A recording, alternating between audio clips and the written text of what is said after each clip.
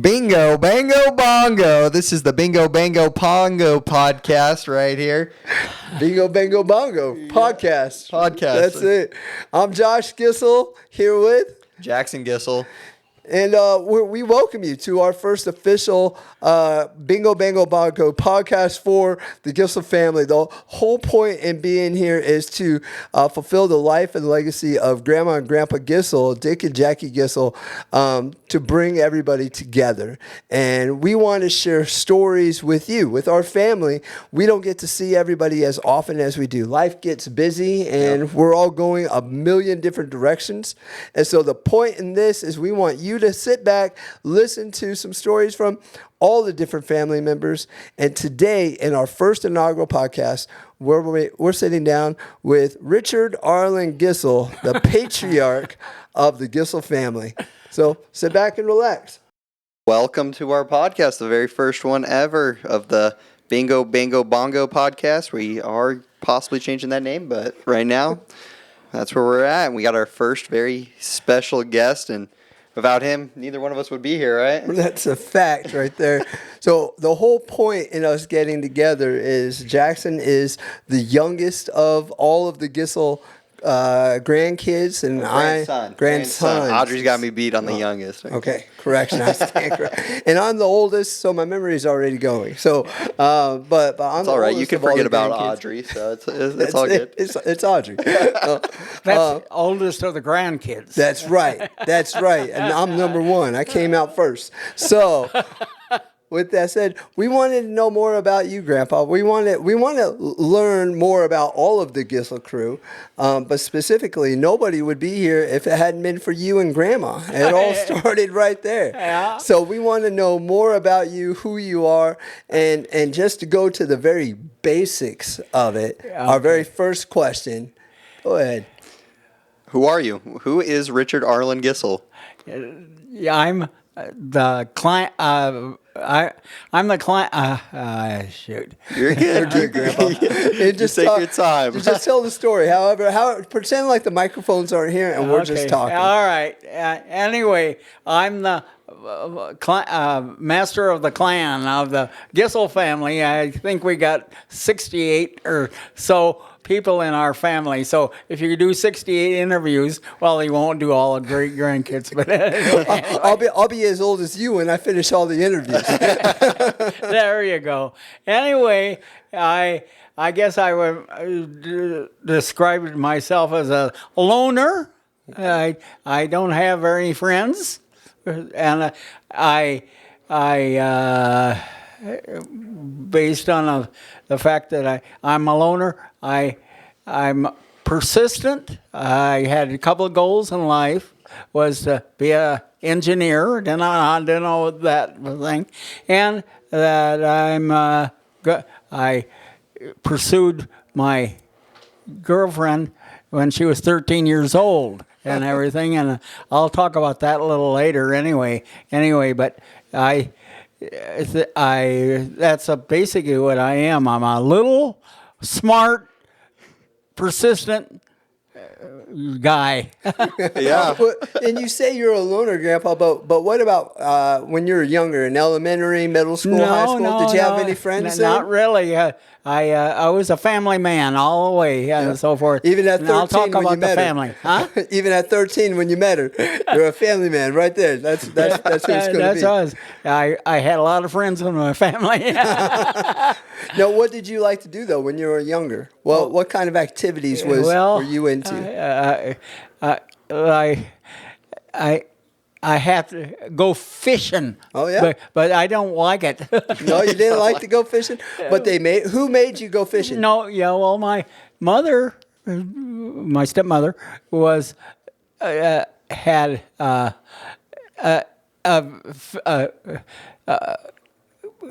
what would you say? A persistence for fishing. Anyway, so when I was growing up, she would.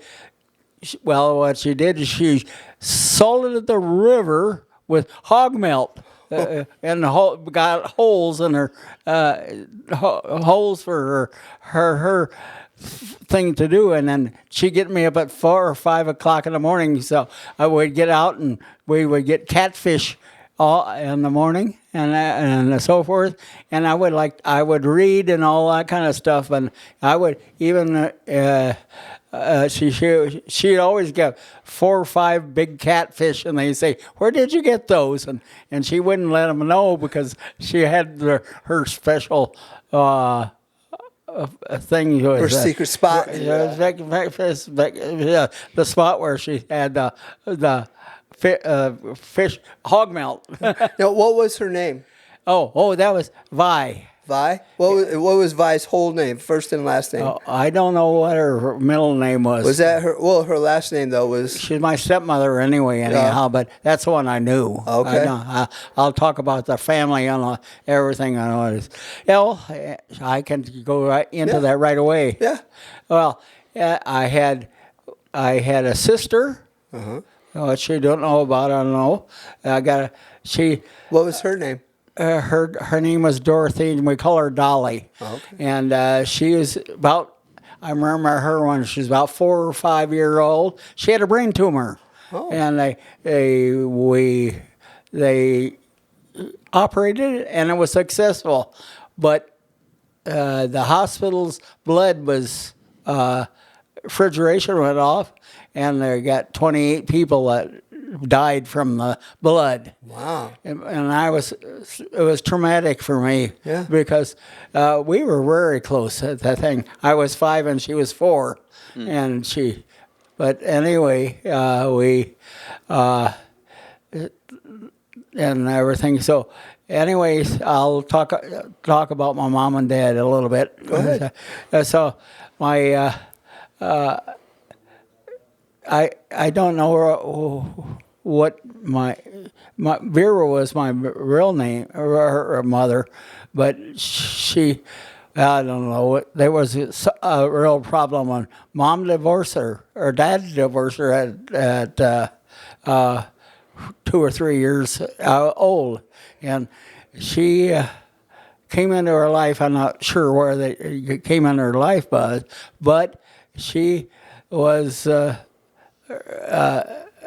really great. And my dad was a farmer, and then after we went from a small town to a larger town in Waterloo, Iowa. That was where I grew up, and he was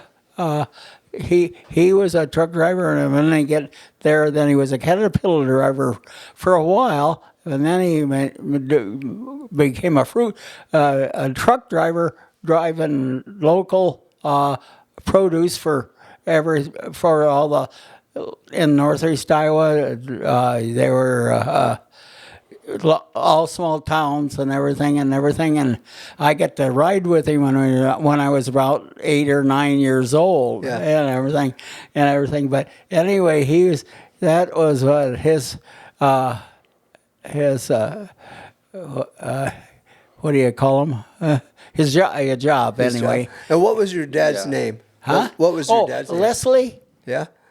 Leslie Gissel. Gissel. I don't remember the middle name. That's fine. But Leslie Gissel. Yeah, it was a Gissel. Yeah. What did Leslie look like? Do you remember what your dad looked like? Huh? Do you remember? Can you describe what your dad looked like? Was he tall? He was a little guy. Oh, yeah? Even littler than me. Oh, yeah. And everything, but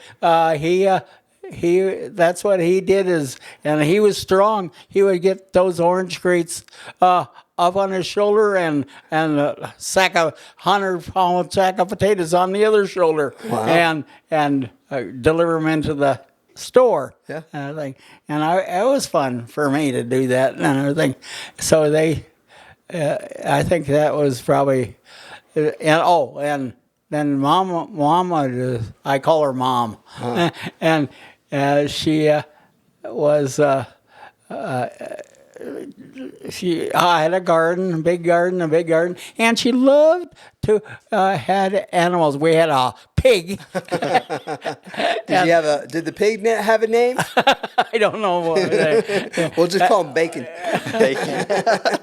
I don't know where thing. But we had chickens, and that was her mother, Nellie, loved chickens. So we had a chicken roost. We had to build a house shed out on our thing. So anyway,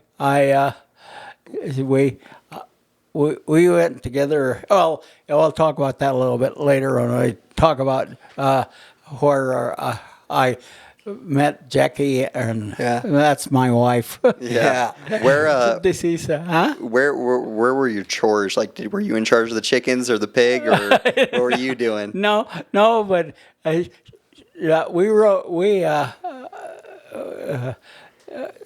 our house is kind of a hill, and there was a cornfield in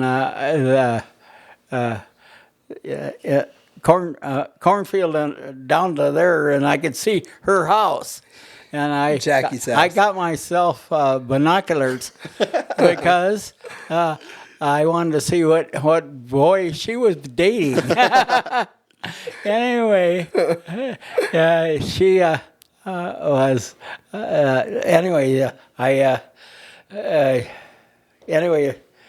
Talk about. I think the history of the family. Yeah. Well, tell me. So you had Dolly or Dottie? Was it Dottie? Dolly. Yeah, Dolly as your sister. Yeah. And the only picture I have of her is she's on a bicycle, and before she went to the hospital. Okay. And everything. And then, did you have any other siblings? No. No. That was. That's why I'm a loner, maybe. Yeah. And everything, because I never really got close to anybody except Jackie. Yeah. Or tried to anyway. So Jackie Grandma. was your best friend. She was my best friend. That's awesome. Well, she was.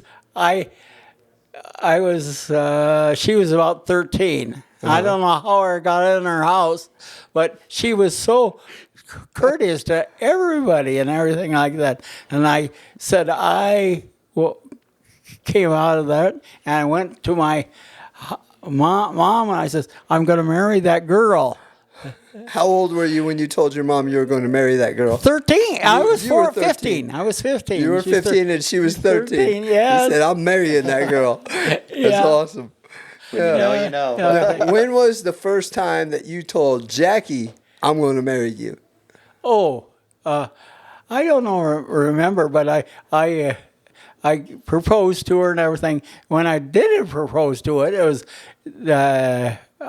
on the back porch and so forth. And I said, will you marry me and everything? And she says, I probably should, because you're going to be on my back door after I get married. So, How long did you guys date before you got engaged? That was probably about 6 or 7 years. Because she was in high school. We went to the same high school. Yeah. And everything, but she had a Wright's disease in the kidneys, and she was out a year and so forth. And so I was 2 years ahead when I graduated in 20 years from. I didn't tell you where I was born. Well, where were you born? I was born in a farmhouse. Okay. Yeah, and she was. I was real. Small thing, and we in a farmhouse in Dewar, Iowa, which is, I don't know, probably 405 people or something like that. But I was so forth and so forth. So and when we grew up, I'm probably in all the other questions. Well, would you say, Grandpa, did you have a good childhood? Did you have a happy childhood? I guess so. I was a smart aleck. I was little, very little. I wrestled at senior year. I was 95 pounds, the 99 pounder. What was the name of your high school? What high school did you East graduate? Waterloo High School. East Waterloo High School. What year did you graduate from East Waterloo? What year did you graduate? 52. 1952. And so forth. And when I was in 7th grade, I was in a country school, all the grades were 1 to 8 in the same room, and I was a 7th grader, and I was smart, and I would get my stuff done. They would do the rows and everything, and when the 8th grades get done, I would go over there and go do it with them, and so forth. And so, to graduate in Iowa at that time, 8th graders had to take a state test, and so forth. So they gave a state test. She says, "Let us take it too." And I graduated with honor. I had the highest on the county. Wow! And I was a 7th grader. As a 7th grader, you had the highest state test in Iowa. Yes. Wow, and that's awesome. Well, the county. Yeah. County. Yeah, the county that Not Waterloo, because Waterloo was probably a couple 100,000. So were you strong academically in both math and English? Yes, absolutely, because I had 4 years of math from the same teacher in the high school, and he was the baseball coach. What was his name? Waters. Waters. Coach Waters. Coach Waters. Coach Waters, and I was the scorekeeper for him for 4 years because I couldn't play that good. Was he your favorite teacher? No. My favorite teachers in combination of junior high. She taught 9th and 10th, or 8th and 9th grade. So so forth. So. Do you remember her name? And she was a little middle-aged lady and everything. And so she would teach in Latin. Oh. And then I got 2 years of Latin. But she would always giggle if somebody didn't pronounce it right or do it right after she just taught it. She giggled. Do you remember? And she was about 4.2. 4 foot 2 inches. Short lady. Short lady and everything. And one day we was in class and something, and all of a sudden she shrieked and jumped on the desk. There was a mouse. Well, what was her name, Grandpa? Miss Basserier, or Mrs. Basserier. Mrs. Basserier. Did you guys make fun of her name, Mrs. Basserier? I don't know anything, but it was one of my favorite teachers. Yeah. Do you remember? And Waters was too, because he touched with trigonometry and solid geometry and everything else like that. And is he the one that helped you become an engineer? He gave me the math background. I don't think I don't even think I said anything about a goal at that time. And I did set a goal on that I was going to be an engineer, probably like one of my grandson's sons. Yeah. So your stepmom was into fishing, and your dad was a truck driver. Yes. What made you want to become an engineer? Just because of the fact that it intrigued me, everything like that. But I didn't know what kind of an engineer till I got to college, and they had mechanical and civil, and I didn't fare that. But so I graduated from Iowa State with a degree, BS degree in electrical engineering. Electrical engineering. Yeah. Now, you were part of the military. You joined. Oh yes. You joined the Army, right? No, Air Force. It was the Air Force. Okay. Yeah, I went to school in Biloxi, Mississippi, as a radio operator. Okay. And then when we got our special orders, they called me down to the main office, and there was a PFC sitting there, and he was from Iowa, and he says, "Where do you want to go?" And I I said Iowa, and really I should have said Spain or anything else. I could have gone anywhere. Yeah. Did you go into the Air Force before college, or which did you do first? Oh no, I did. I did college because that was part of my goal. I had to have money. Yeah. Yeah. I had to have money to GI. So I went on the GI Bill after I graduated. After I got shot. Oh. So tell us more. I want to go back a little bit. Okay. Did college come first, or did Air Force come first? No, college. Air Force. Air Force. Then I. So Air Force gave you the GI Bill to go to college. That's right. All right. So let's talk more about your military service, because I really don't know anything about how you did there. Well, I was a radio operator, and I graduated. And What does that mean to be a Iowa, radio? Sioux City, Iowa. Huh? What does it mean to be a radio operator? Well, the code R was voiced by the RT, but it was usually and anyhow when I got to Sioux City, there were 6 radio operators, and you know what our job was? We have to we had a net call once a day. So the only thing we did was we played pinochle. All the thing, and the one shift. Well, 3 people would be on the one shift, and then one person that always had to sit. So we had the 4-handed thing. So you always had to work 16 hours, and then they decided they didn't need that many radio operators. So I cross-trained on the base to be a crypto operator. That'd be the get codes and everything else like that, and so forth. But anyhow, it was fine until I got shot.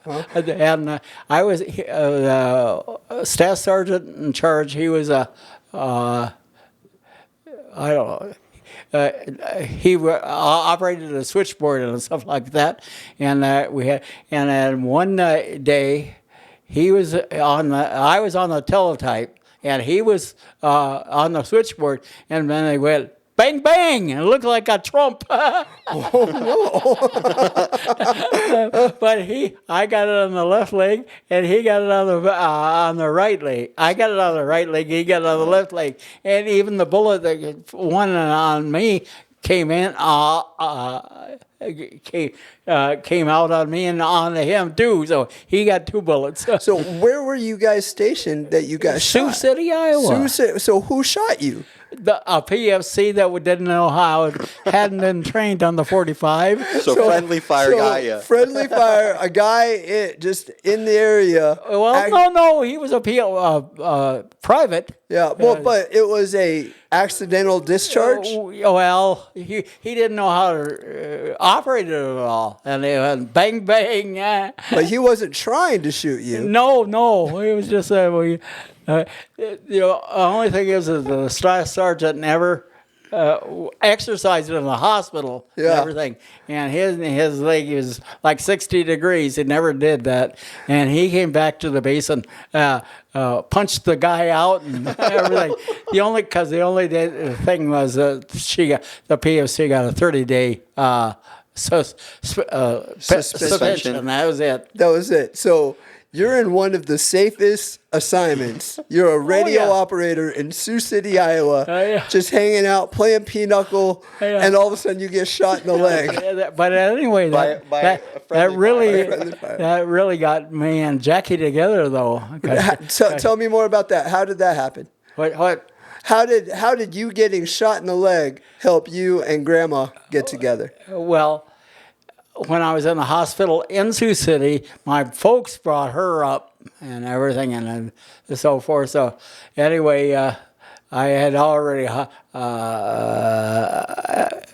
suffered through her other boyfriends. I guess so. It would be that way. So were you dating at that time, or were you engaged at that time with Grandma? Yeah, I don't know. Well, it was after that, because I told you about that I Well, tell everybody tell the millions of people logging in and listening to our podcast. Tell us that story about that you've told me before about grandma and you got the various proposals, and you talked about how you're a small, persistent guy. Tell us about the persistency of going after grandma. Tell that story. I was persistent. That was, as I said, there was really two major goals: electrical engineer and Jackie. So you decided at 15, I'm going to marry Jackie. She's 13. I want to hear that story. Let's start from the beginning. You've already proposed, and I'm sorry. You're good. So you started with, I'm going to marry this girl. You've gone home, told your mom, I'm marrying this girl. That's right. So from there on, let's talk to us about the courtship and how many times did you propose to her and that process. The biggest thing was, we were engaged, but I would, I don't know what I would do, but she says, and she threw the ring. And 5 times. And the last time I said, she says, the ring, and I says, that ring is yours, but I'm gone and everything. And she picked up the ring. She picked it up. So you went to grandma, and the first time you said, will you marry me? Did you get on a knee? Did you propose on a knee? No, I didn't propose that well. Yeah. I just got the. So you handed her a ring and you said, "So do you wanna?" Oh no! I said you keep it, but I'm gone. Well, the first time. The first time I don't remember exactly what it is. Yeah, but she said no the first time, so you said okay. Then she had a boyfriend. She had lots of boyfriends. Yeah, and you were watching her through your binoculars. The cornfield. I watched. I watched. We'll fix it.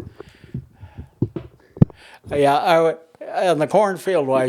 I would get the binoculars and see who she was dating and everything and like that. And I don't know if she ever did get any other proposals. Yeah. But anyhow, now she got 5 of them. Just they were all from you. No, not. I didn't propose that time. But after we get engaged, she threw the ring 5 times. Okay. And the 5th time, I says, "I'm gone." Yeah. Okay. Okay. So you finally proposed. She would accept, but then she would break the engagement 5 times. Something I would do in the house. It was always in her house. Yeah. And I would say something, and boom, here's the ring. Now, did Grandma know that you were watching her with binoculars through the cornfield? I guess so. Anyway, she had a real relationship with my mom because she had the Bright's disease. Oh. And Mom was basically the nurse. She had to have milk and eggs and whatever thing like that, and she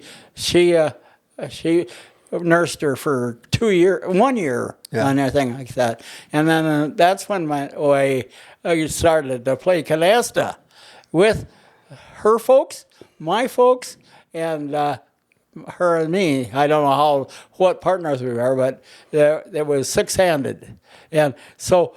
And everything like that, and it was a real funny story because we would be playing all the time, and Nellie, that was her mother, always picked up the pile of the 4s, and he got sick of it. He took out the 4s, put them in the stove. It was fire stove. And he says, "Now let's play without 4s." So you just burned them all up. Now they're out of the game. That's awesome. So that was kind of funny. Yeah. And that's why.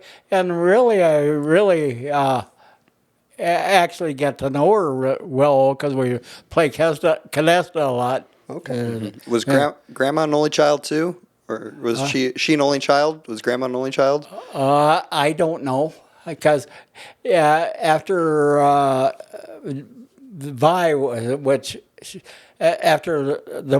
my mother and something catastrophe, and he divorced Vera. That was our real mother, and somehow. Vi got into his I don't know how he knew her anyhow, but they moved after we moved to Waterloo. She came along and everything like that, and so she was particular. She make sure the house is really clean. Yeah. Don't come in your house with the muddy shoes and all that kind of stuff. Take your shoes off. And I don't remember when he died, but she died. I mean, and he was. I don't remember what year, but it was. I know it was pretty well because she raised me, and we had the she assigned me the chores. Well, the other chores that I had were two things. One thing was in the summer, I had to weed the watermelon. Oh. And I don't like watermelon to this day. So what does it mean to weed a watermelon? You had to go... I had to get the morning glories out and all that kind of stuff. So that's you don't like watermelon today? No, I don't. And it's not. It's just a phobia. Yeah. Cause gives you PTSD of your childhood. Yeah, a piece of my child. Anyhow, she. What was I going to say? Something about. Anyway, so she died young. Though. Yeah. So when she died, your dad was he real upset? Did he? Well, yeah, but then what happened with Dad? I think it deteriorated. He got a lot of.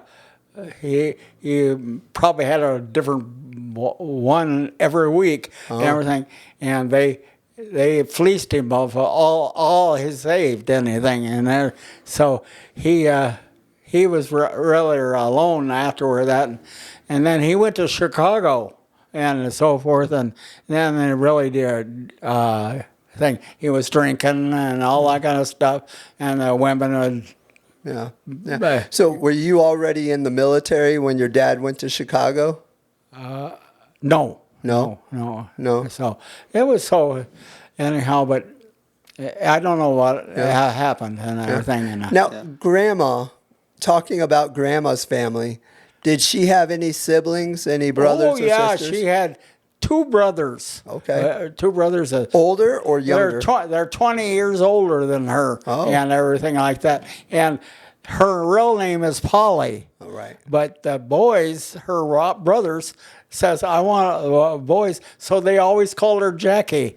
And then she always, except for formal documents, she always used Jackie. Got her as Jackie and then so forth. So.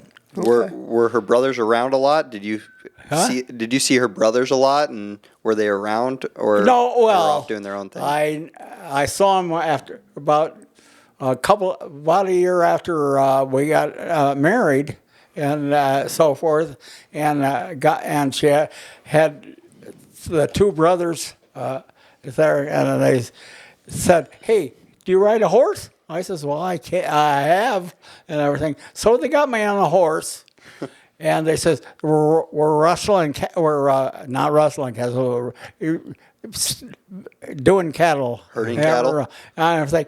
And they, we went 20 miles on a horse, and of course, any calf would run out. He was a house pony. He'd go. Shh.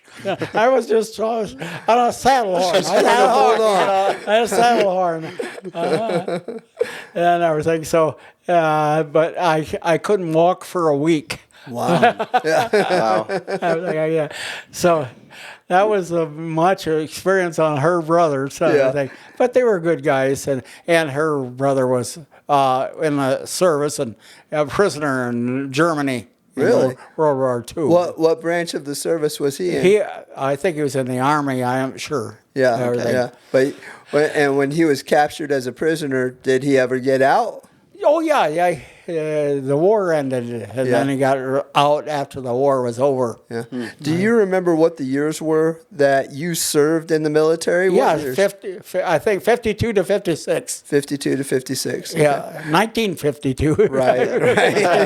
Not 1752. So you were never a part of any major wars or No, anything? no, of that no. nature? I was when I was. No, there wasn't, because I was in. Well, the Korean War was going on, and I was scheduled to go to Japan, and that's when I got shot. Did you get a medal for getting shot? Did they give you a medal? No, but I got this when I got out of the hospital and everything in Wichita, Texas. I hitchhiked home in the winter, everything. But I got a medical discharge after that. Yeah. But I did fill the 4 years and so forth. Yeah. So you fulfilled your service duty that you were supposed to. I got 40% disability. Yet. Yeah. This leg is 3/4 of an inch shorter than that. You can say that. Well, So anyhow, so I'm a disabled veteran. well, that's cool. Thank you for your service, Grandpa. Okay. Where did your name come from? Because you weren't named after your dad or anything like that. Where did I was named after a movie star. a movie star. A movie star, which one? It was Richard Arlen? Richard Arlen. Yeah. And he did the silent movies, and I don't know if he did anything, any sound movies or not. Now, did that come from your dad or from your mom? I don't know. You don't know? Yeah. Okay. All right. That's awesome. What about I didn't know my mom very well. She, after Vi and him got married and everything, and in our childhood, she would wanted to go see me and Dolly. So that was over 4 or 5 years thing, and she I don't know what happened to her. She got a mental problem or something like that. Anyhow, I don't want to talk about the episode. That's fine. That's fine. So we're gonna take a brief break. We'll come back right after these messages. But we're back. Thanks so much. So, when we were off, Grandpa was telling us some stories. Which one do we want to go back to? Well, I want to hear about this nickname. I want to hear about the nickname that you had growing up that everybody called you and how that came to be. It was mostly in grade school. And what was the nickname? Huh? What was Zeke. Zeke. Yeah, I was smart, Alec. I was only I only was. I don't know how I probably 70 pounds there in grade school, and they would. Now, where did Zeke come from? I don't know. I think it's associated with a nerd. Okay, Because they thought I was a young nerd, smart nerd. Yeah. And then you skipped a grade too, right? I skipped grade, the 8th grade after I did the test and beat all of them anyway. Yeah. So you went from 7th grade to 9th grade? Yes. Okay. I was. After they said, you can go ahead and skip a grade. You know everything about the 8th grade anyway, so. That's awesome. Yeah. How many? Sorry about that. Yeah. How many kids were in your class growing up? Like, did you have a big classroom or? No. Well, the grade school is probably there was like 7 or 8 in the same grade, so there was be like 16 with the 7th and 8th grade combined, Okay. and then there was probably the lower grades about the same thing because it was 8 rows, and for grade 7 kind of thing. So your graduating class, when you graduated from high school, was 20 strong? No. It was high school. There's probably 200. Okay. Another thing. Yeah. I had a B average. In high school you did? Yeah. Okay. Because mostly was technical. I didn't take anything like wood shop or all that kind of stuff. the only thing I did was I was always in the musicals. And I didn't sing. I was a clown, or I was a ice skater. Oh, I was a skeleton with dire bones, and I would go and kiss all the girls at high school with part of the drama department. Because they said that was all okay because I was just a little fart. So none of the other guys felt threatened by you. No, that wasn't because I didn't have any girlfriends or anything. It was that one girl. She was still, she was the one girl all the way except for that one 30-minute one. The 30-minute date that you went on? We didn't see compatibility. So what about, so you were in the drama department, you're one of the background dancer guys and things like that, but what about sports? Did you play any sports in high school? Just wrestle, and I was, I wasn't even a 100-pounder. No, I was probably 5 pounds lighter than that. I think I was about 85 pounds, and so forth. And I won only about half my matches, but I did. My senior year, I had we had 5 state champions in our team, so that was good because I was part of that. Yeah. So you wrestled in state when you were in high school? Well, yeah, I wrestled, but I didn't get to state. Would you say that's where I got all my wrestling ability? Was from you? Yeah. Yeah. No. Well, no, Kohler too, right? Yeah. I always enjoyed my kids' sports, everything, because I had a couple of quarterbacks and my own kids. I mean, not grandkids, but your actual children. They had a couple of quarterbacks. Scott was a quarterback, and so was Jerry sometime, but he was a defensive back. He was a good athlete, but he was short. Yeah, everything. So I never played basketball or that. That thing, but they played, and Tim played baseball, and he was on the state championship team. Yeah. Well, let's bring it back real fast. Okay, all right. And let's go into that quick question. You had one date that wasn't with Grandma, and it was 30 minutes long. You want to tell us about that date? Oh, yeah. Well, I got on the service, and I hitchhiked home, and I had. Dolores Gussie was a letter writer, I think. I'd get 2 or 3 letters when I was in the hospital and so forth. So I dated her. I set up a date with her when I got home, before I got home, and so forth. And she, I don't know we didn't hit it off when we hit it in person and so forth. So we broke it off after 30 minutes of the date. Well, I heard that when you were out on that date, that you were asking her questions about Jackie, and you were talking mainly about Jackie while you were on the date with Dolores. I'm sorry. Jackie, one of Jackie's best girlfriends, asked her if she could date me, and she says yes. And so then we dated, and I guess we talked about Jackie the whole thing. And the whole time you were out with the closest I did was to the moon was on. I said, "Isn't that a pretty moon?" And so forth. So we were still friends. I still have her as a friend, but she's in Colorado, and I would say, "How's the moon up there?" But that was 40 years ago. Yeah. What did Grandma think about that date? That she gave permission for it to happen, and then what did she think about it after you went on the date for? Oh, Jackie. Yeah. Oh, I didn't get a date that way. I had to go a couple times home before I got her to go out with me.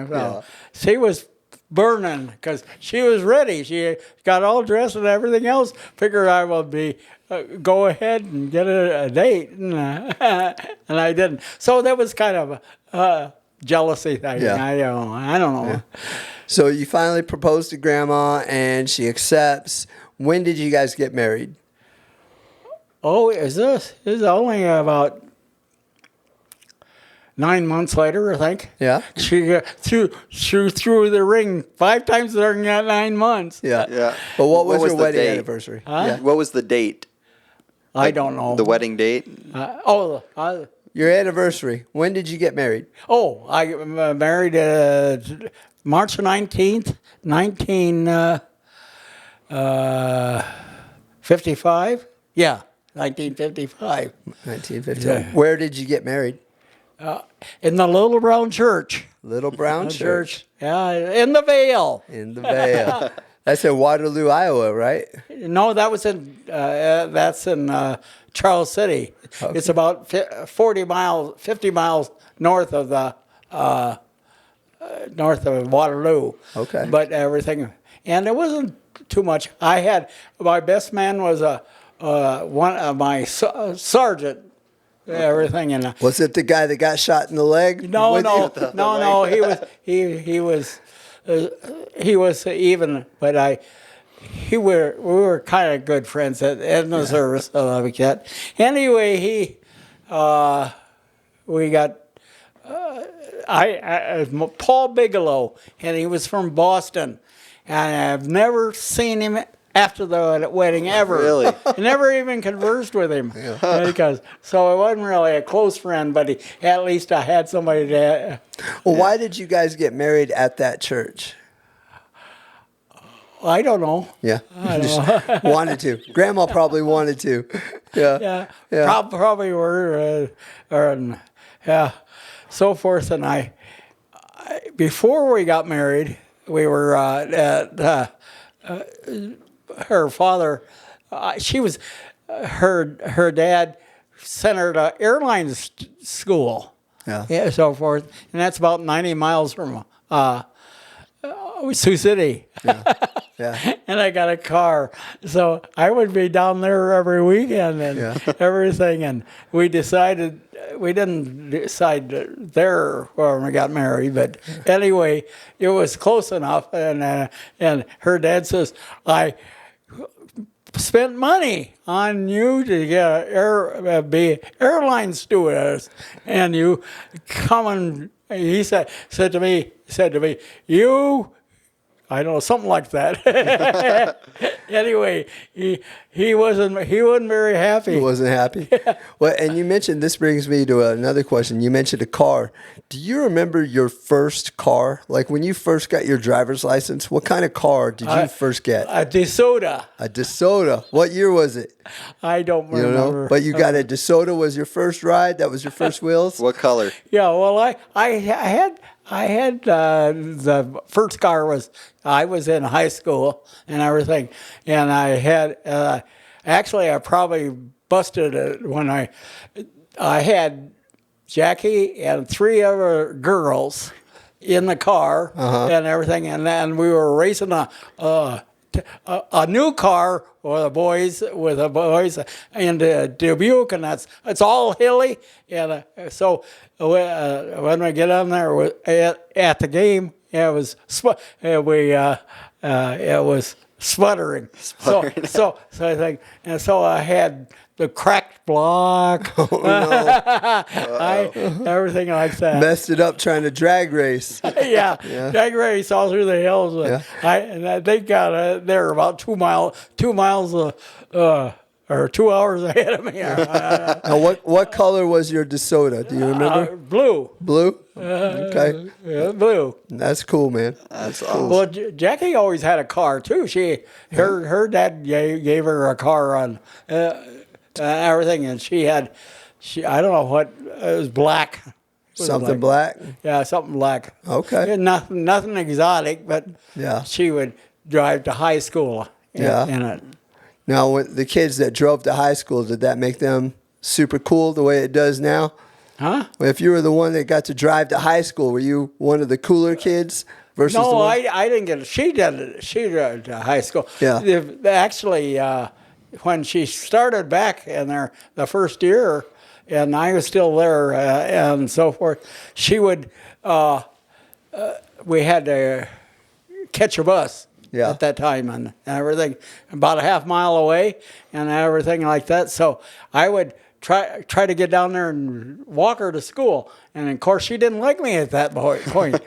And she would, there was a name, Peter or something like that. He said, Peter, I'm coming. And she'd walk with him and so forth like that on the bus and everything. So I was, but that's how she always said I would be on the porch after she got married. It didn't matter who she married. She knew you would be on the porch. That's right. That's awesome. So once you guys get married, how long after you got married did you have Rick? Yeah. I don't remember. It was about, I think about 3 years. Yeah? Everything like that. In fact, the doctor said she would never have kids. After being sick when she was younger? Yeah, huh? Did the doctor say she couldn't have kids because of her? They said that she wouldn't have them. She had 6. Yeah. Shows what doctors know. Did you guys have Rick while you guys were when you were in college at Iowa State? No. Or Yeah. I was. We had Rick, Mike, and Jerry, and everything. And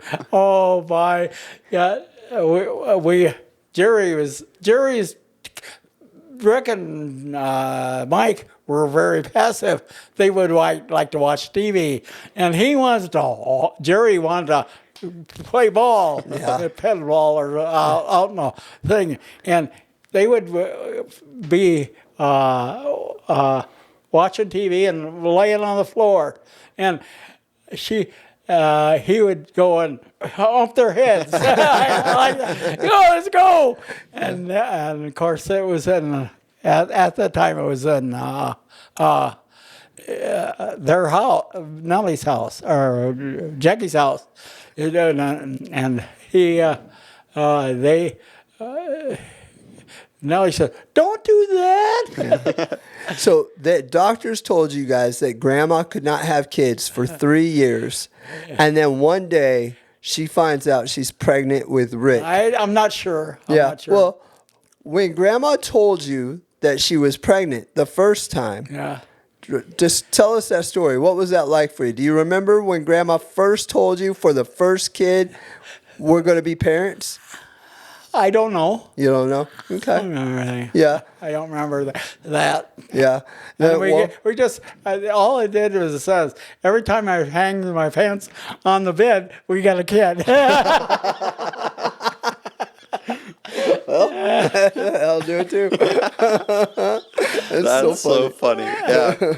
So for college, what were you like doing to like help pay for college and everything? No, like that? 'Cause I went to Iowa State and I saw what kind of engineering they offered. Yeah. And I decided on electrical, everything, because I didn't want a mechanical or so forth. I don't want to do things with my hands. I want to draw it and everything like that. So that's because I used to, while we're in college, I worked first 2 years in a store at night, 7 to 11 or something like that, and then I'd study from midnight to 5 o'clock in the morning or something like that, and then sleep in the afternoon. I usually didn't, if I didn't have courses in the afternoon. So it was quite a. Anyway, in our junior year, we bought there was what you call a local. Some other college kids had it. We call a sandwich man and everything like that, and so forth. So, the first year I was the driver, and I worked for them. Yeah, I watched the 2 years I was didn't have the. I quit the bakery, and I was. Would be delivering sandwiches and candy and all that kind of stuff, like the ice cream man and everything like that. And of course, and when you get to the sororities and fraternities, when you get after about a month or so in the sororities, they didn't care who you were. They would dressed not very good. They just wanted some food when they showed up. Yeah, on the food, but they say the ice cream man, and I said I was just staring around. Well, there you go. Well, I mean, that's what most college guys would do, I imagine, right? Pretty true. So, Grandpa, so that was one of your jobs. When did you get your first career? Like your first? Oh well, we had an excellent recruiter, and the guy says for General Electric, and he convinced us to go out east to work in General Electric at Bingham, New York. That was a first day. That was when Jerry decided to drive my car on the swimming pool. You got to tell us that story right there. What happened there? Yeah, I was saying, well, Nellie, her mom, we were on Dave Garraway's show, and Why were you on the show? Huh? Why were you? No, there was it was nationally broadcast. Okay, so you're there to watch the nationally broadcasted show. No, I didn't. They saw it from Iowa. Okay, and so we were in New York, Bingham, New York. Anyway, so we're. Everything, and we flooded the oil in the pool and everything. Oh, well, I put Mike and Rick in the car and everything, and I got to open the door in the hotel, and I said, "There's somebody's crazy car going in the pool. It's Michael." And Jerry was in it. And I don't know. He released the emergency brake, and there was a guy in the pool. He says that car wouldn't have gotten in the pool, but he steered it, and he was only 17 months old. 17 months. He drove it into the pool. Oh, yes, but it was on a hill. So I was always introduced to somebody in the college. Oh, this is a guy that drives the car. His kids drove the car into the pool. He's well known now. That's how you make a name for yourself right there. That's how the Gissel name. So, anyhow, and Scott was born in New York. Yeah? Okay. The shoe, it's Endicott. Yeah, I'm going off on the kids. You're good. No, and you can. So this is a good time to start talking about the kids. Okay, so what was it like to be a dad to 6 kids? Oh, it's fine. And I would get all the events and everything like that, and so forth. And I'd always think, because like kids, and that's where the Bingo Bango Bongo come from. Well, let's talk about that. Bingo, bango, bongo. Well, we were playing Girard. It was a Catholic school or something like that, in baseball and everything. And I just got natural. I was a bingo. I said a bingo and everything. He says, yeah. And when somebody got a double, he says, that's a bingo. And then he said, and somebody got a home run. I said, that's a bungo. So that on my tombstone, because we're going to be buried in the National Cemetery, and they're going to inscribe "Bingo Bango Bongo" on it. Can we get a Bingo Bango Bongo from you right now? Can you I want to hear you say it the way that you would at the sports. How would you say it if you're at you're watching one of your kids at a ball game and you're going to do "Bingo Bango Bongo"? What does it sound like? A chirper, and we want to hear it. We want to hear it. Yeah. Oh, that's a bingo! and I was real loud in the voice. Do it just like you would do in the sports. And Gerard's kids, when we play them again, says, "Here comes bingo, bango, bongo. So, Now, anyway. did you do it at all the games or just the ones against Gerard? No. It stuck with me. Yeah. Where's the bingo, bango, bongo? So you became known at like Gilbert High School, especially. Yeah. You became known as the Bingo Bango Bongo Oh, guy. yeah, all over Gilbert. Yeah. And so they would just hear you yell in the stadium, "Bingo Bango Bongo." Is that right? Yeah. All right. So I want. Oh, well, our outside says, there's a bingo. We need a bango. So anyway. That's cool. That's very. Yeah. And now I want a shirt that says Bingo Bango Bongo. Yeah, we need one. And Jackie is deceased in 2001, Right. or not 2021, and hers was ever always smiling. Always smiling. Smiling. Always. And everybody was a favorite, though, right? Yeah. Now, why did Grandma always say "always smiling"? Where did that come from? Well, he usually just smiling and everything. She just was always smiling. Very. Yeah. Even when our dementia was there, she outside after at lapses by, she would smile. Do you have a favorite memory? Like, could you narrow it down to one of your favorite memories of Grandma? No, I just loved her. Yeah. 66 years. 66 years. Yeah. What is something that you have a lot of your sons are all married, but most of them are grandfathers now. You've got a lot of grandchildren, great grandchildren that are becoming dads for the first time. No, actually, no. The Gage is in high school. Right. That's it. What advice would you give somebody who is becoming a dad for the first time right now? I'd have to think about that. Yeah. I don't know. What was your favorite part about being a dad? Well, let me tell. That's a good story.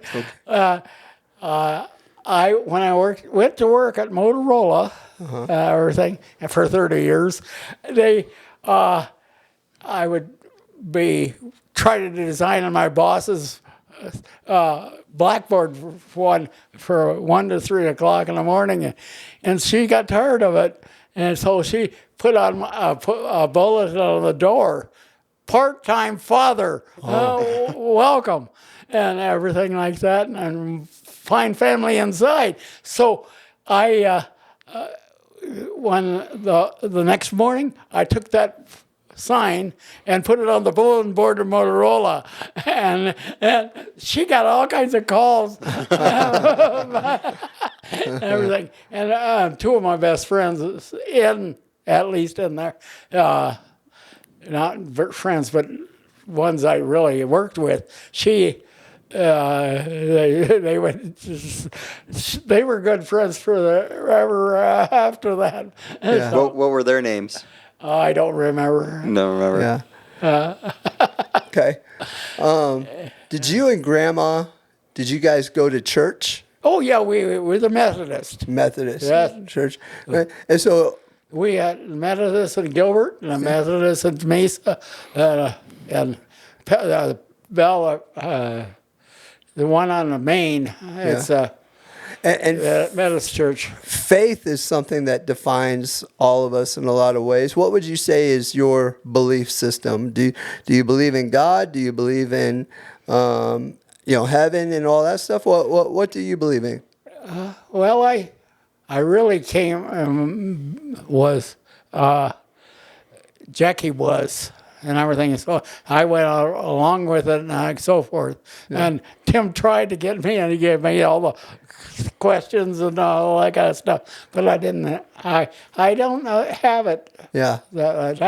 I'm not a church goer. I haven't been since Jackie died. I didn't do anything. Yeah, and then from a political standpoint, which way do you lean? Are you Republican? Are you Democrat? Where are you? Democrat or Republican? I think. Republican all the way. Huh? Yeah.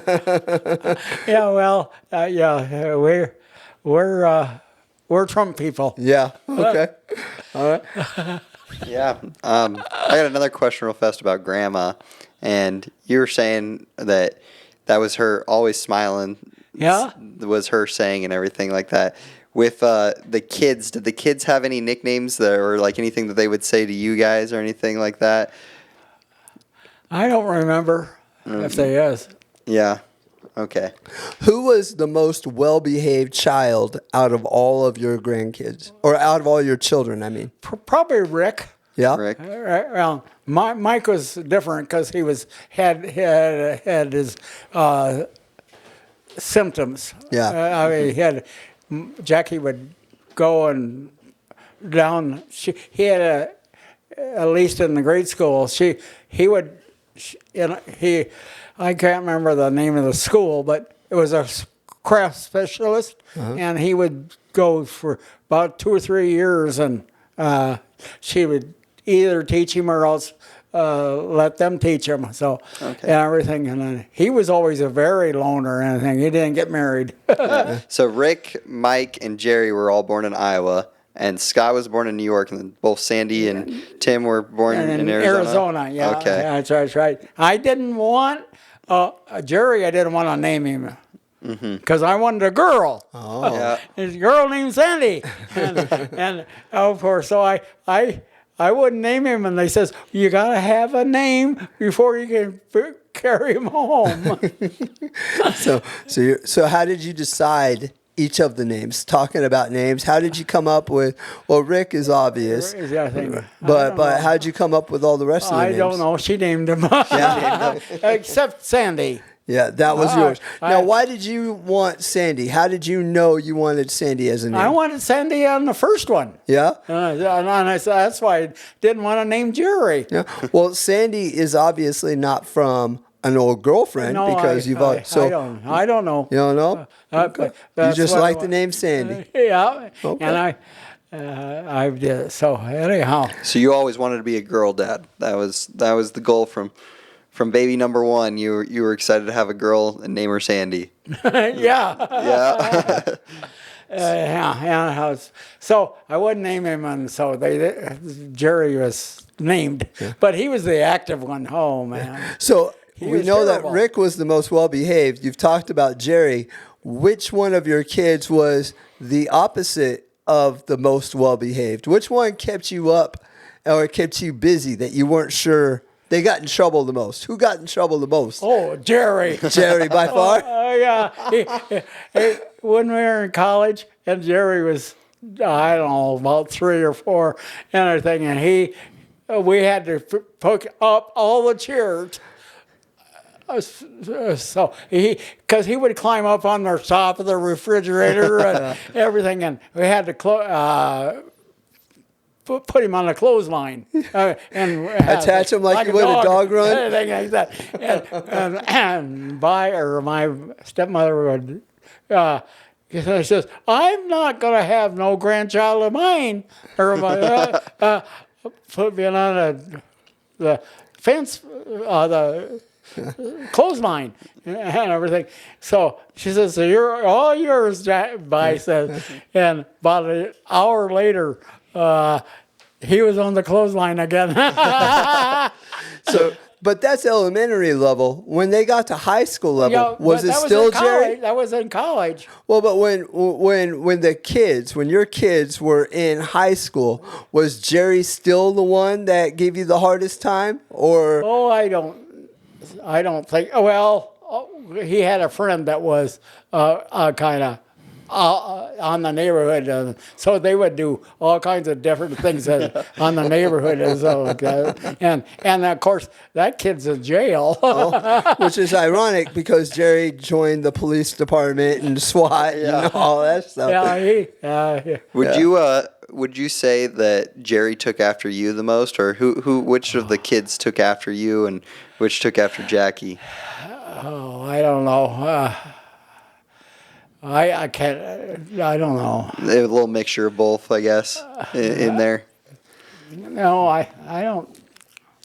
or were you saying Jerry wasn't like you at all because you're a little bit I of a don't know. loner and I didn't get I didn't get in any trouble. He would get in trouble with these BB guns and so forth. So Well, let's talk about traditions. Do you remember when you were a dad and you're raising your kids, what was your favorite family tradition? I don't know. So what I remember growing up was, Christmas at Grandma and Grandpa Gissel's was always an awesome thing. Was it like that before you had grandkids? Did you guys make Christmas a big deal? Oh yeah, they did. We did, but it wasn't as big. Yeah. We remember we get those even at the last one in Ellsworth. We had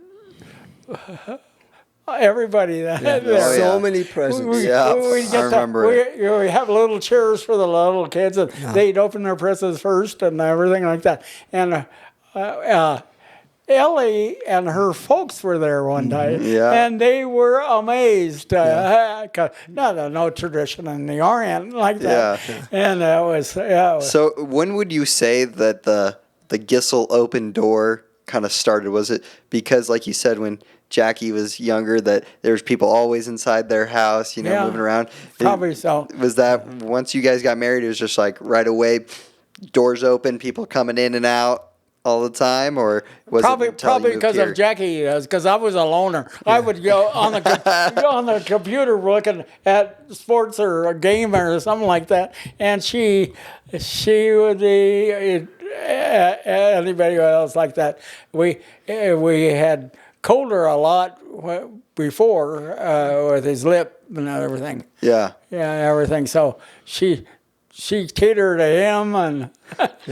Well, let's get into the sports talk a little bit here. Okay. So growing up, you didn't really play too much sports, just wrestling and everything. But now you're all about following sports and getting into it. And my kids were in sports. Okay, so it was the kids that got you into Rick it. wasn't initially. He was a senior. And so we went about football, and he didn't know anything about it, so they used him as a dummy. He's about half the season.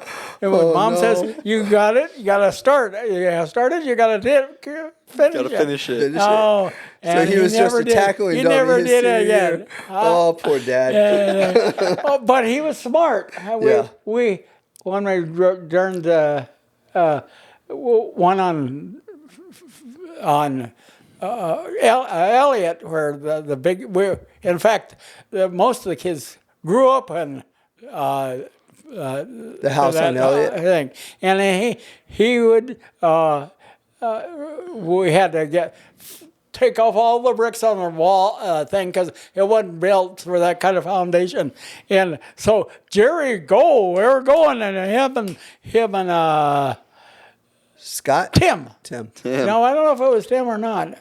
You're right. Yeah. But what would four? They do?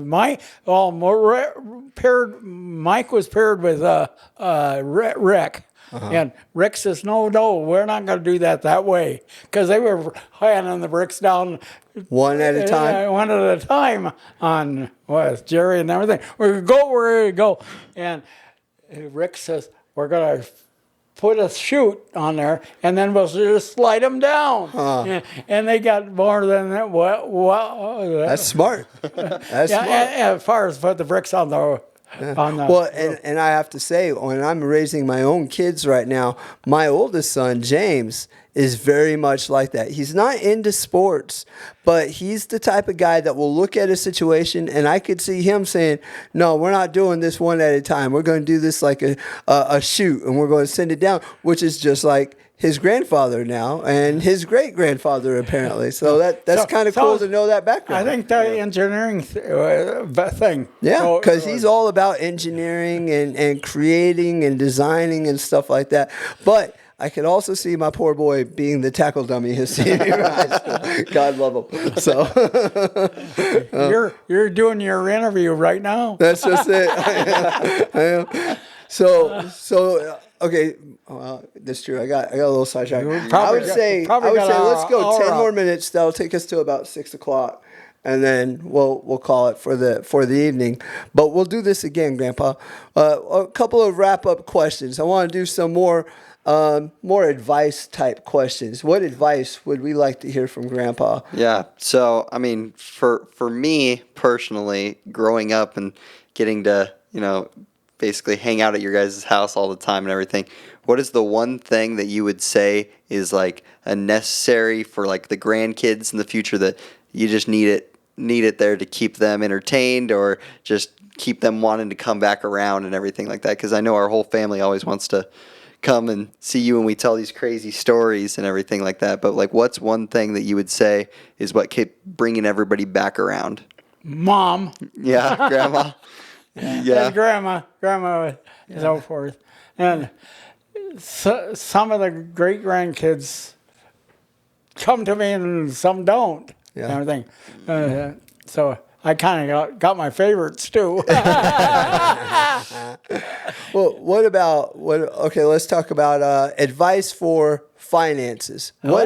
Advice for money? When it comes to what advice would you know today that you wish you knew when you were younger that you would like to tell somebody, hey, this is what you should do. If you're in your 20s, you're 20 years old right now, you should do this financially to set yourself up to be successful.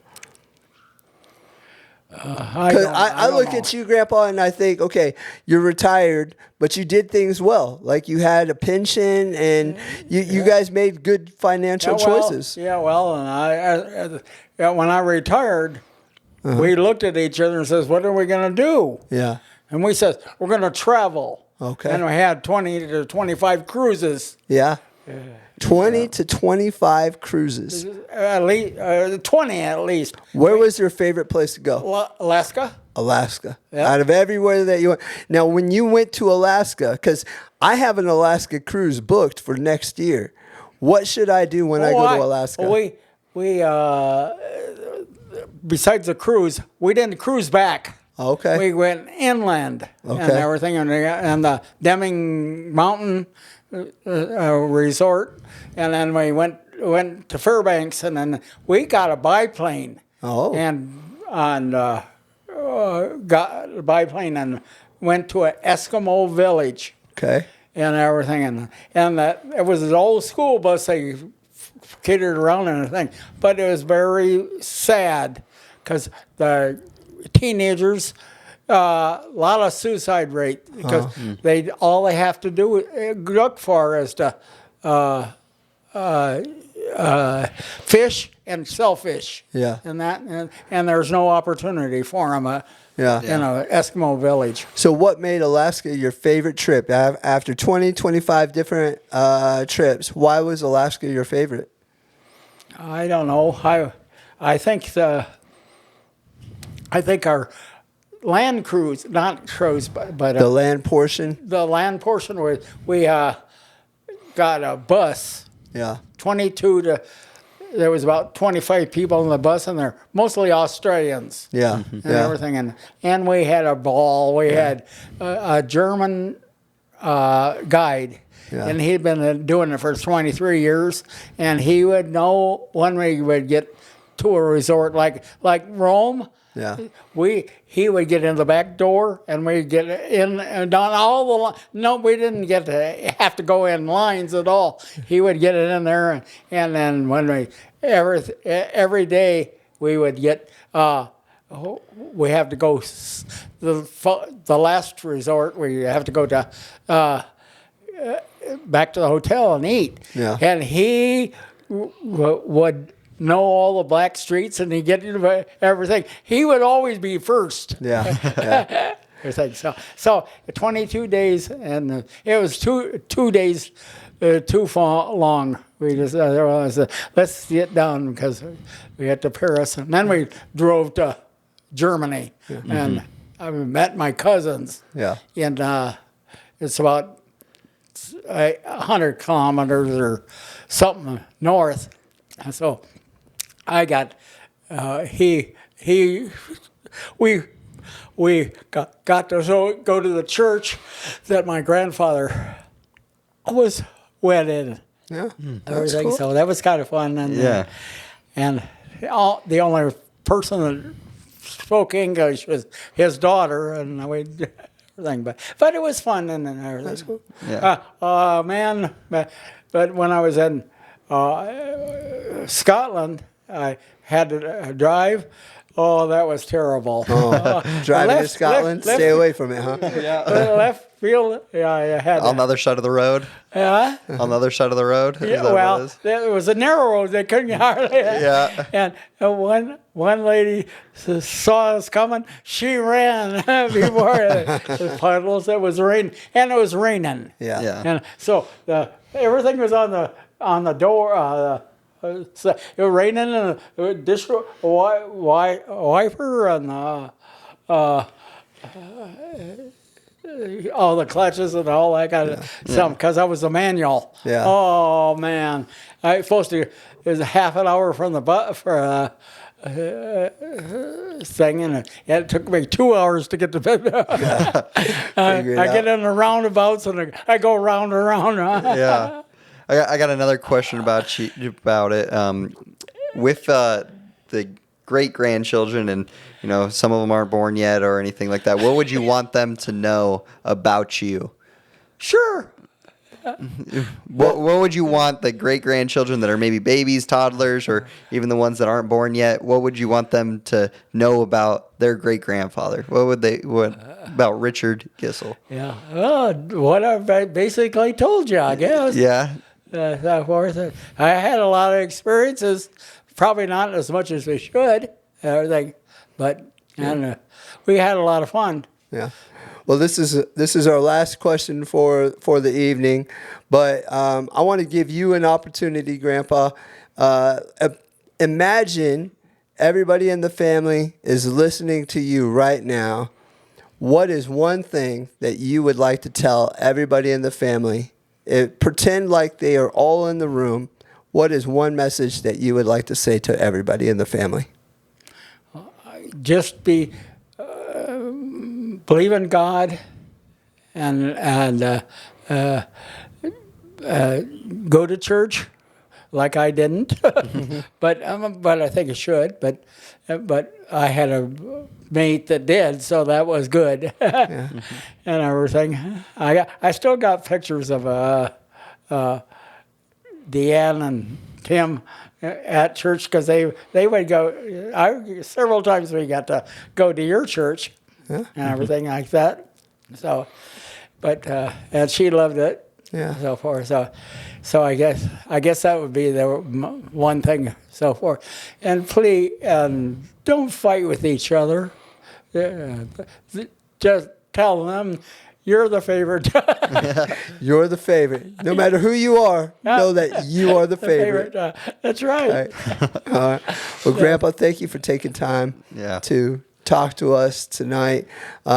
This isn't the last time that we're going to do this. We want to do it again. And we're going to talk to everybody. I want you to be able to hear stories from your kids. That's what I would like to hear. Yeah. So we'll interview your kids. We'll interview some of your grandkids.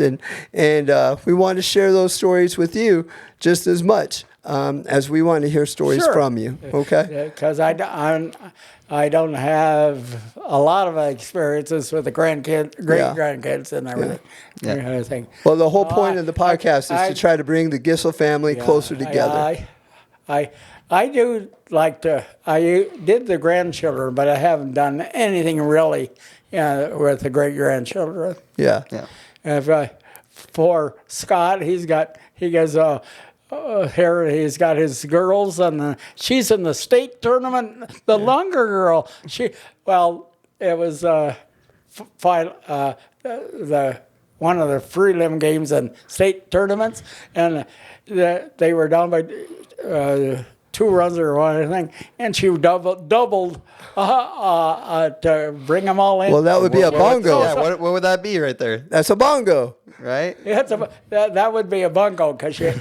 Yeah. So I want you to say for her, we're going to record it and we're going to play it for her. Give her a bingo, bango, bongo. Do it. Yeah. Okay. Huh? Say, Give us a bingo, bango, bongo. Bingo, bango, bongo. there it is. Thank you, Grandpa. Thank you, Grandpa. We love you, man.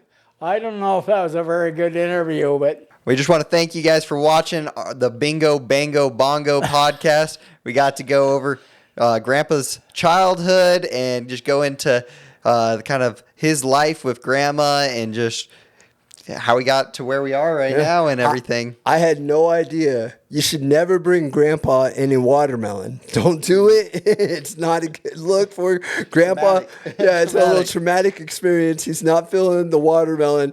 And the fact that he was shot in the leg by friendly fire, that was wild. I had no idea. In Iowa, safest place was where he picked to stay. Radio operator, and you're just hanging out and you get shot in the leg by friendly fire. So such a great story, great time of hearing that. I do feel like I'm concerned right now for Uncle Jerry. I need to make sure he's not getting in trouble somewhere. Well, I mean, he's probably steering pretty good. Right, He knows how to aim for water. So. We need to check in on him. Vanessa has to, when he goes and takes the kid or somewhere else and where it is, she has to do the map thing, and then reverse to go back. Bring him home. He just he does not have to what do you call it? Yeah. Multitask. He can't multitask. Well, you know what, Grandpa? Neither can I. So it's part of the family genes, I think. Yeah. Well, thank you so much for listening to our podcast today. We hope you enjoyed the story as much as we enjoyed doing the interview. Tune in next time when we get to interview somebody else from the family, or maybe we'll visit back with Grandpa again for some more stories from Grandpa Gissel. We'll catch you later. See ya. Bye-bye.